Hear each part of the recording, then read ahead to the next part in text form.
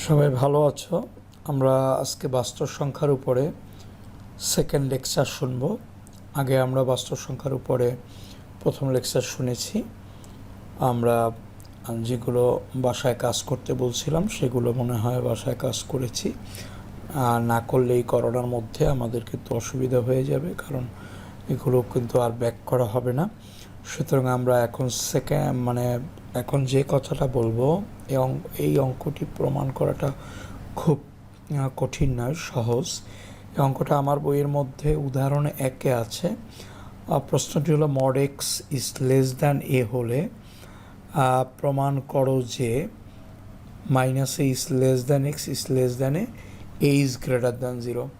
সুতরাং পদ্ধতি মড থাকলে পদ্ধতি আগেই বলেছি পদ্ধতি দুটো, একটা x is greater than equal to zero, আর একটা হলো x is less than zero. অঋণাত্মক এবং ঋণাত্মক। অঋণাত্মকটা হলো শূন্য সহ সকল ধনাত্মক সংখ্যাকে অঋণাত্মক সংখ্যা বলে। তাহলে আমরা x is greater than equal to zero হলে mod x equal to x হবে। আমরা এখানে এটাকে একটু উল্টা করে দিই, এটা একটু উল্টা করি। সেটা হলো zero is less than equal to x, এটাকে উল্টাই দিলাম। তাহলে এটাও উল্টে যাবে, x equal to mod x. তাহলে মড এক্সের মান জানা আছে, বলো তো মড এক্সের মান কত? লেস দ্যানে।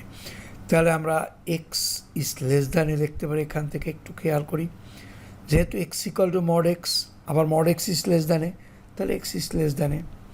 কিন্তু A is greater than zero, কারণ এ ইজ গ্রেটার দ্যান জিরো বলে দেওয়া আছে প্রশ্নের মধ্যে। এ ইজ গ্রেটার দ্যান জিরো, আমার মাইনাসের দরকার, তাহলে মাইনাসে তাহলে লেস দ্যান জিরো হবে, লিখলাম লেস দ্যান জিরো।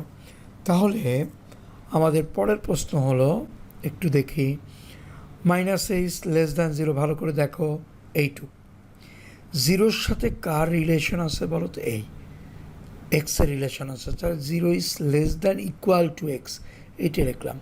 আবার এক্সের কার সাথে কার রিলেশন আছে? এর, তাহলে লেস দ্যান।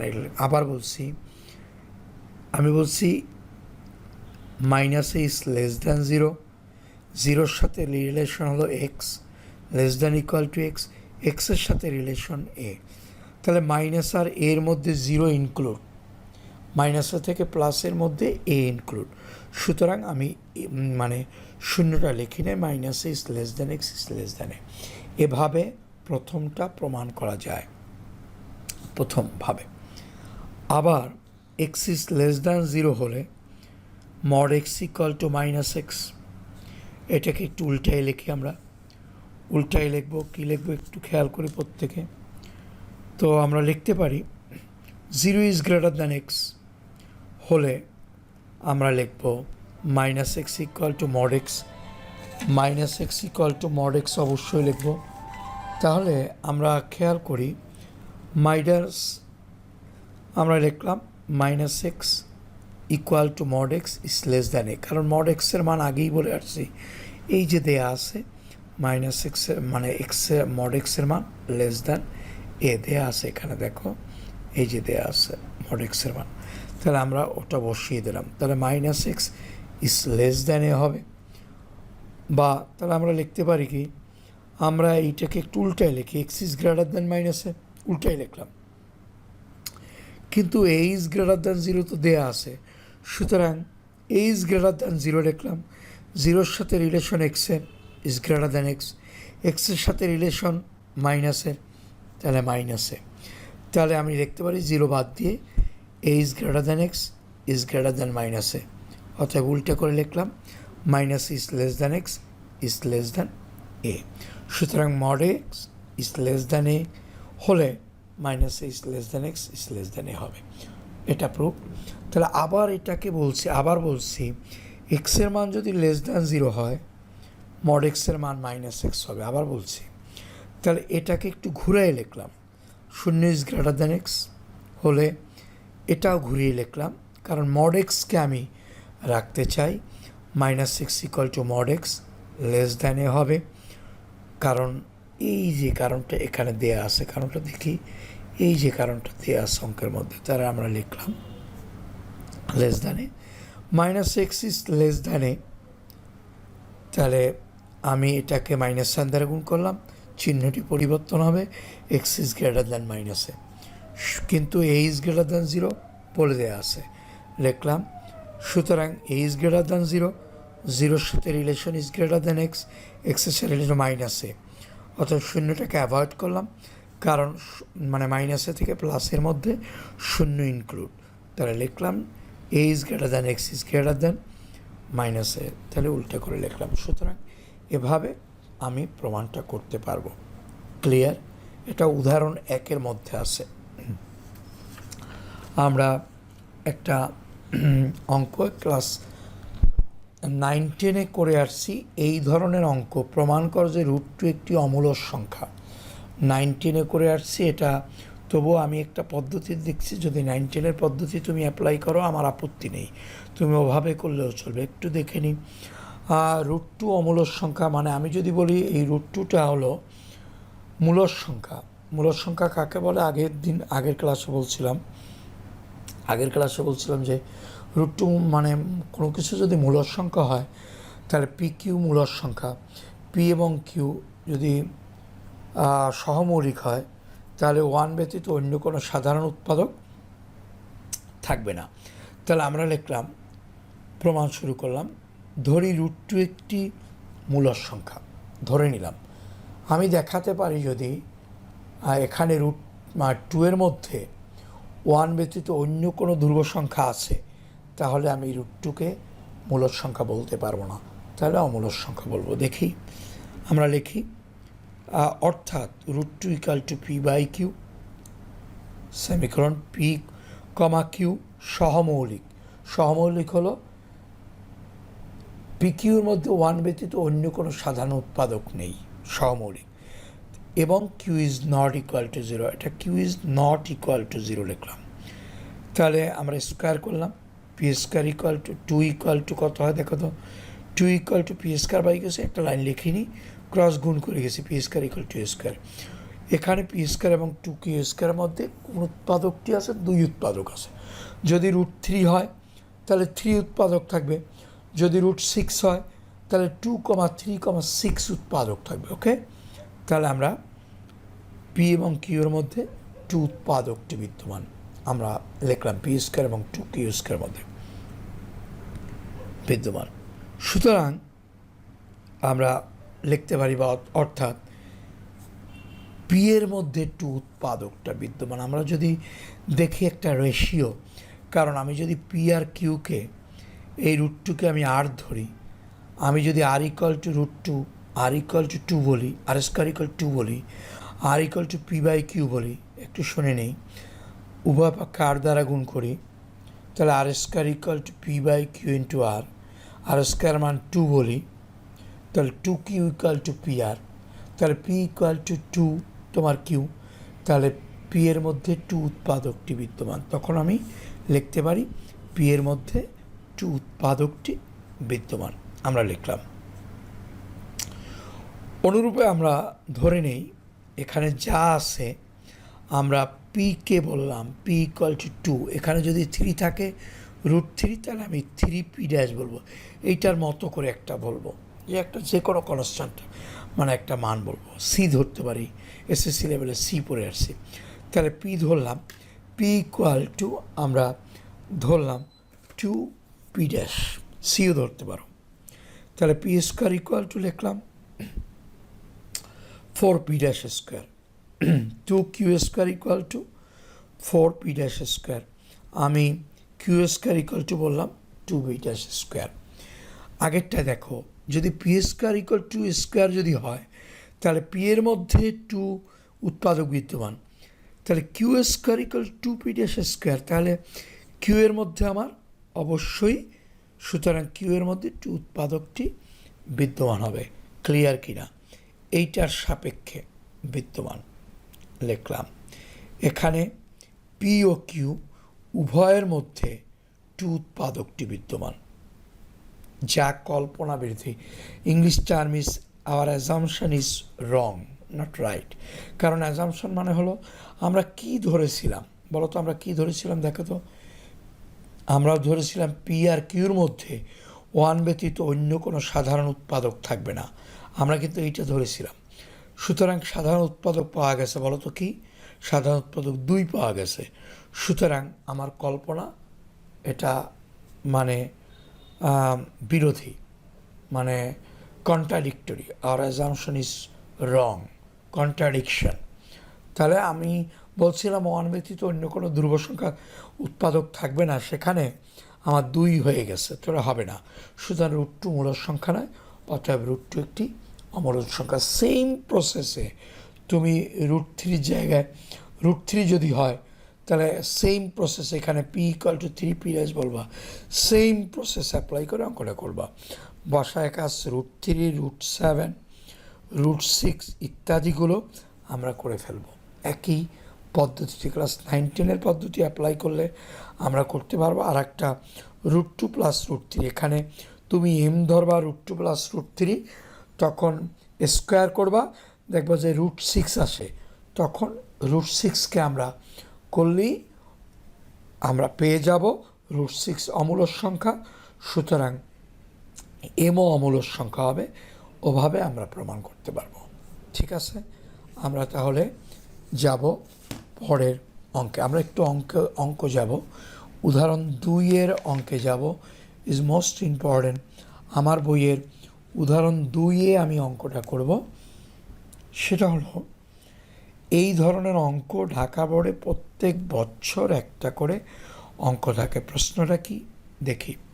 আমার উদাহরণের 2, mod x - 1 < 1/10 হলে প্রমাণ করো যে mod x² - 1 < 21/100। তাহলে প্রমাণ করব, আমরা একটু খেয়াল করি প্রমাণটা করব কিভাবে।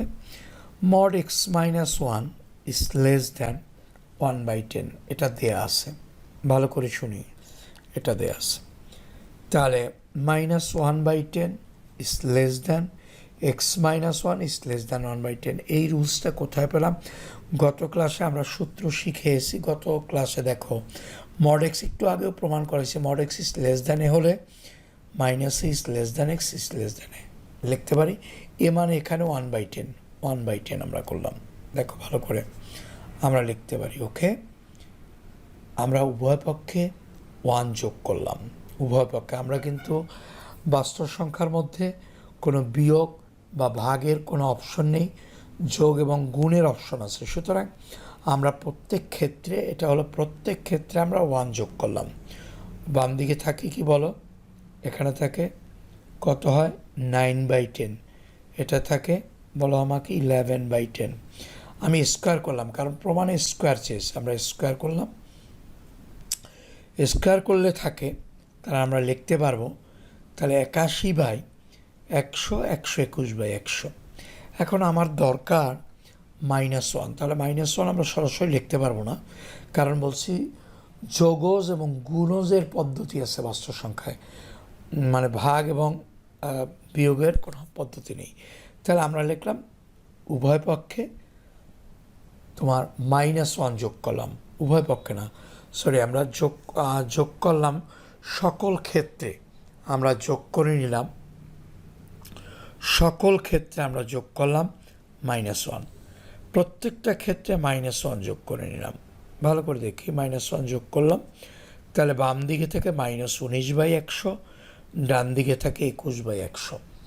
আমার প্রশ্ন হলো, আমরা যে করলাম, আমাদের দরকার এই রুলসে - is less than x is less than a হলে mod x লিখতে পারবো, কিন্তু এখানে দেখো 19 আর 21 মাইনাস আর প্লাস আছে, তাহলে আমরা মড লিখতে পারবো না।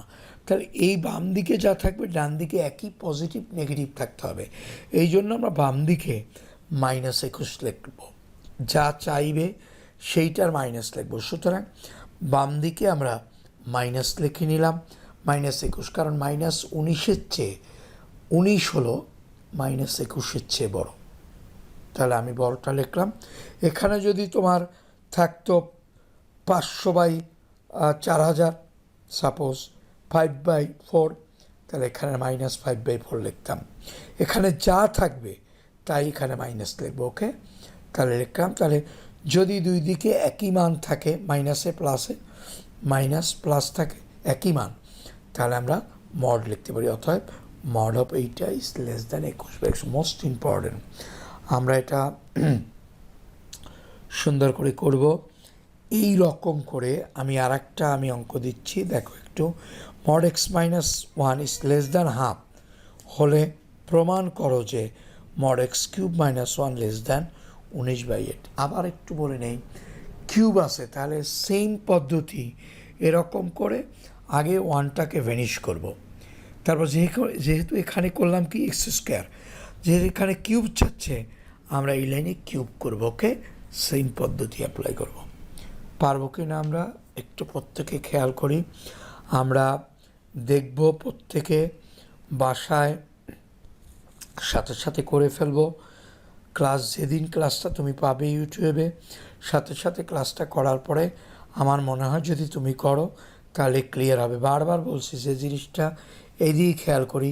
এটা যেহেতু x² চাইছে আমি স্কোয়ার করলাম, এখানে কিউব চাচ্ছে আমি কিউব করব। ঠিক আছে, মনে থাকবে। ওকে, তাহলে আমরা এগুলো ভালো করে খেয়াল করব। এর পরের অংশে আসছি আমরা। পরের অংশে আমরা একটু খেয়াল করব। আমরা বলছি বাস্তব সংখ্যার স্বীকার্য। আমরা কিন্তু অঙ্কে এখন পর্যন্ত যাই নাই, আগামী ক্লাসে অঙ্কে যাব, চ্যাপ্টারের অঙ্কে যাব। তো আমরা খেয়াল করব যে বাস্তব সংখ্যার স্বীকার্য একেবারে মুখস্থ চাই। এই বাস্তব সংখ্যার স্বীকার্য অ্যাপ্লাই করে মিনিমাম 4টা সূত্র অ্যাপ্লাই করে আমরা অঙ্কগুলো করতে হবে আমাদের। যেমন a+b = b + c, স্যার উভয় পক্ষে b কেটে দেন, a = c। এই পদ্ধতি অ্যাপ্লাই করা যাবে না। সুতরাং আমাদের বলে দেওয়া হবে বাস্তব সংখ্যার স্বীকার্য ব্যবহার করে প্রমাণ করো। তাহলে বাস্তব সংখ্যার স্বীকার্য আমাদের পড়তে হবে। প্রথম স্বীকার্যটা হলো আবদ্ধতা, ক্লোজার। তাহলে আবদ্ধতা কি? আবদ্ধতা শব্দের অর্থ একটু দেখি। আমি বারবার বলছি বাস্তব সংখ্যার ক্ষেত্রে কিন্তু যোগজ এবং গুণজ এই পদ্ধতি ছাড়া অন্য কোনো পদ্ধতি নেই। তাহলে বাস্তব সংখ্যার স্বীকার্যের মধ্যে আমি বলছি a, b belongs to r হলে আমরা বলতে পারবো a+b belongs to r, a গুণ b belongs to r। অর্থাৎ এই রকম যদি কন্ডিশন থাকে তাহলে আমরা আবদ্ধতা বলবো। 2 নম্বর অনন্যতা। অনন্যতা শব্দের অর্থ একই জাতীয়। ইংলিশ টার্মটা পড়তে হবে ইউনিকনেস। আমাদের মনে রাখতে হবে ইউনিকনেস, অনন্যতা। সুতরাং আমরা অনন্যতা যদি লিখতে যাই আমরা লিখব অনন্যতা মানে একই জাতীয়। a, b, c, d belongs to r এবং a = b, c = d। যদি এরকম হয় তাহলে আমরা একটু খেয়াল করি।